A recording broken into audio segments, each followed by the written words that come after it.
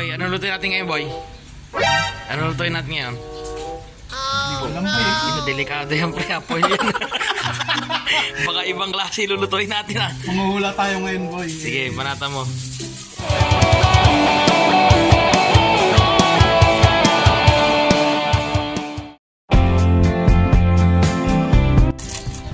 Easy lang, boy. Masyado kang kinakabahan, no? Diba? Yun. Mga kabagis, yung manok natin, kita nyo naman, napakalinis niya. Lagay lang natin dito sa ihawan. Pero hindi natin iihaw yan. Yung mga bagis, okay na yung ano.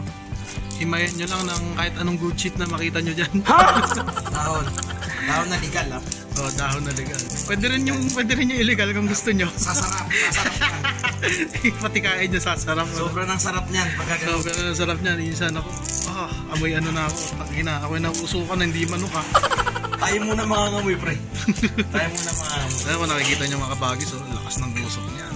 Ay, mga kabagis, lagay nyo lang dyan sa ilalim. Saka syempre, DIY smoker. Pili kayo nito, 555. Okay, ano, saktong-sakto. Sakto na yan. Uusukan na, balikan namin kayo. Hindi namin alam kung hanggang kailan to. Baka hanggang next vlog pa namin pausukan to. Gutom na kami. Hinapa na yan, boy. Hinapa. Let's go. Yun. Nadali yung usok, pare. Pantayin nyo lang kasi baka lumiyab. Maluluto yung ano nyo, manok nyo. Napaka-init. Mayabang siya mang tembong eh, lahat daw to eh. Oh no! Lahat yan. Iya, lahat daw. Saka na yung reklamo. Shout out kay Ken. Okay, no, eto na, oh. So, ayun mga kabagis. Hiwain natin to lahat. Promise, yan talaga yun. Hindi babawasan. 2 hours later. So, ayun na mga kabagis. After 1 hour ng pagpapausok, siguro may lasa na yan. Ayun, ito naman, natuyo na nga siya. Tuyo na siya, eh. Iba na yung ulay. Nanilaw na, nanilaw. Meron yan. Ayan mga kabagis. Sasalang lang natin yung manok. Lagay nyo lang sa kawali. Lagyan nyo ng toyo. Konting suka mga kabagis. Timpla na lang natin mamaya pagka kulang. Mamaya na ba ito ngayon na? Ngayon na. Ilagay nyo na yan. Sabi sa inyo lahat eh. Di ba? Typical na adobo lang. Importanteng bagay sa adobo, hindi pwedeng mawala. Napakadaming bawang. Siyempre, hindi rin pwedeng mawala. Diba? Pamienta. Pwede din kayo maglagay ng laurel pero kami ayaw namin lasa nun. Kahit luya, wala nga yun. Ito yung unang piga na may tubig. Ay, yung huling gata pala to, sorry. Yung huling gata. Then, salang natin to mga kabagis. Let's go. Boom. Smells like hell. Bango? Mabango ba yan? Bango pre. Nakakabahing eh. Mga kabagis, after a while, no?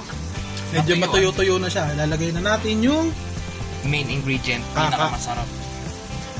Unang piga.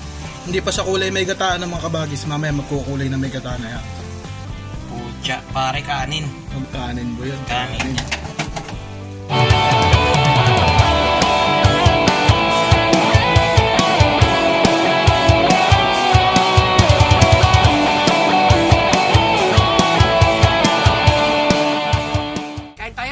Tayo mga kabagis.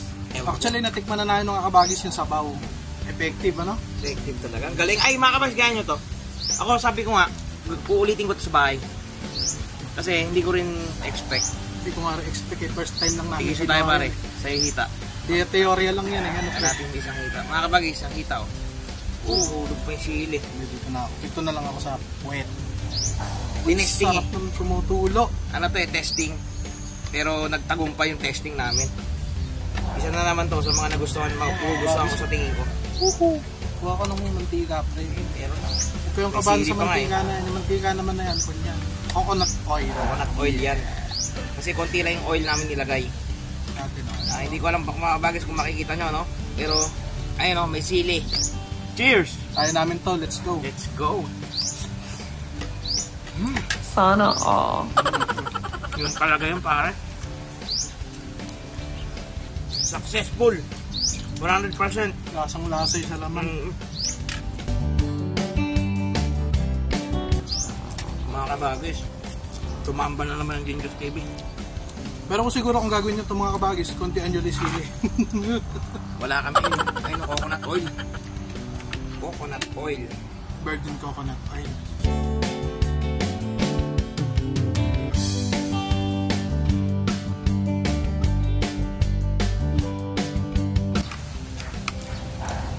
Bagong liempo siguro to. Ay, nako.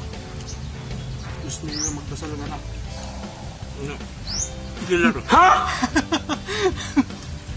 Killer adobo yan. Kaya pala killer mamamatay pa din kakain na lang. Sobrang init niyan. Paisa, kakain ka ng ganyan kakang. Iinom ka rin. Mangang. Mangang pero masarap. Hindi ko naman sinasabi parang ano Hindi ko naman sinasabi na yung mga niluluto natin meron akong hindi na nasarapan. Kumbaga parang meron lang akong favorite part. Isa to. Sarap. Sarsa palang ulam na. Grabe naman yan, no? Parang sisig sa 7-Eleven. Ano ba ganyan yun? Oo.